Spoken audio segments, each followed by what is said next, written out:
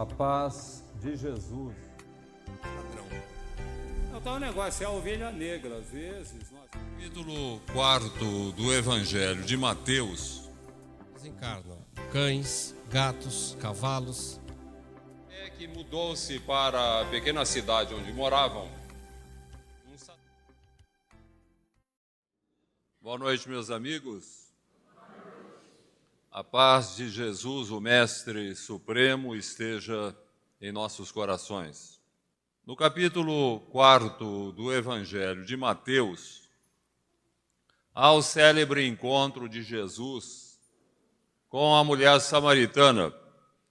Em dado momento, ela lhe perguntou onde seria lícito adorar a Deus, no templo, em Jerusalém, ou no monte, na Samaria, onde outrora houvera também um templo. Respondendo à mulher samaritana, Jesus dirige-se à humanidade inteira, proclamando: mulher, dia virá em que Deus não será adorado nos templos, e sim em espírito, porque Deus é espírito. Em espírito e verdade deve ser adorado por aqueles que o adoram. Bem, meus amigos, em O Livro dos Espíritos, lançado no dia 18 de abril de 1857, Allan Kardec pouco empregou o termo religião. Ficava a ideia de que o Espiritismo era uma filosofia simplesmente, que pretendia explicar os porquês da existência humana com base em informações colhidas do mundo espiritual pelo processo mediúnico, de onde viemos, porque estamos na Terra, para onde vamos. O Espiritismo seria, por isso, a doutrina dos espíritos. Allan Kardec seria apenas uma espécie de codificador, um secretário dos espíritos, anotando aquelas informações da espiritualidade que davam origem à doutrina. Havia o desafio de demonstrar que aquelas informações colhidas da espiritualidade eram legítimas, não representavam apenas fantasias da cabeça dos médiuns. Para tanto, Kardec lançaria no dia 15 de janeiro de 1861 o Livro dos Médiuns, um manual para o intercâmbio com o além. O mundo espiritual deixava de ser um mistério reservado aos iniciados e abria-se a todos aqueles que estivessem dispostos a estudar o assunto num autêntico ver para crer. Kardec valeu-se principalmente no sentido de demonstrar a realidade daquelas manifestações do que ele chamava de controle universal das manifestações. Ele submetia as perguntas feitas aos espíritos a vários médiuns que não tinham contato entre si. Depois ele cotejava as respostas a verificar se havia identidade entre elas. Se houvesse identidade, ele poderia dizer que estava diante de uma legítima manifestação do mundo espiritual e não diante de uma fantasia da cabeça dos médiuns. No propósito de demonstrar a realidade do intercâmbio com o além, haveria os espetaculares fenômenos de efeitos físicos que permitem a materialização dos espíritos. Os espíritos se tornam visíveis, tangíveis aos observadores.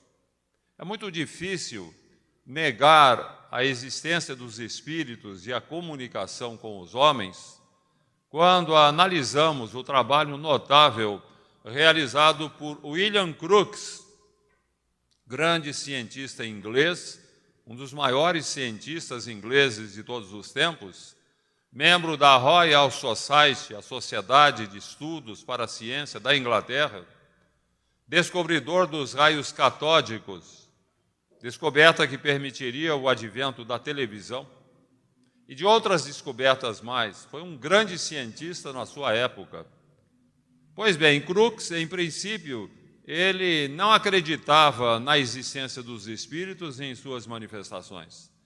mas rendeu-se às evidências quando estudou a mediunidade espetacular de Florence Cook, uma jovem de apenas 15 anos que se apresentou a Crookes pedindo que ele estudasse a sua mediunidade. E durante um bom tempo, em muitas reuniões, Crookes examinou as materializações produzidas por Florence Cook, principalmente de Kate King, uma jovem senhora que falecera muito tempo antes. E Crookes examinou o espírito materializado, submeteu a vários exames e testes, auscultou o espírito e acabou chegando à conclusão de que havia uma absoluta distinção entre a médium e o espírito. O espírito não era fruto da imaginação nem da mistificação de Florence Cook. Crookes deixou-se, inclusive, fotografar ao lado de ambas. Então, uma de um lado o espírito materializado, de outro a médium, a demonstrar que eram pessoas distintas. Ao apresentar o resultado de suas pesquisas à Royal Society, Crookes afirmou que ele agora não acreditava no intercâmbio com o além, ele sabia que existe o intercâmbio com o além. Um testemunho extraordinário de um grande cientista inglês. É difícil também resistir às evidências quando analisamos o trabalho notável realizado por Cesare Lombroso, grande criminalista italiano, uma inteligência invulgar que, em princípio, zombava do espiritismo. Ele considerava os médiuns ingênuos que acreditam num suposto intercâmbio com o além, confundindo fenômenos anímicos com manifestações mediúnicas, ou são mistificadores que se comprazem em explorar semelhante ingenuidade. Mas rendeu-se às evidências ao estudar a mediunidade notável de Eusápia Palladino, uma camponesa italiana que produzia materializações espetaculares dos espíritos. E o golpe de misericórdia na incredulidade de Lombroso aconteceu certa feita, quando a própria mãe de Lombroso, espírito desencarnado, materializou-se diante de seu olhar assombrado, e ao fazer a sua profissão de fé espírita, Lombroso confessou que se envergonhava de ter zombado do espiritismo, porquanto agora ele estava convicto da realidade da sobrevivência e da comunicação dos espíritos, graças a uma humilde camponesa italiana que obtivera um prodígio jamais sonhado por nenhum cientista, tirar a sua mãe da sepultura e atirara em seus braços saudosos. Jesus nos abençoe.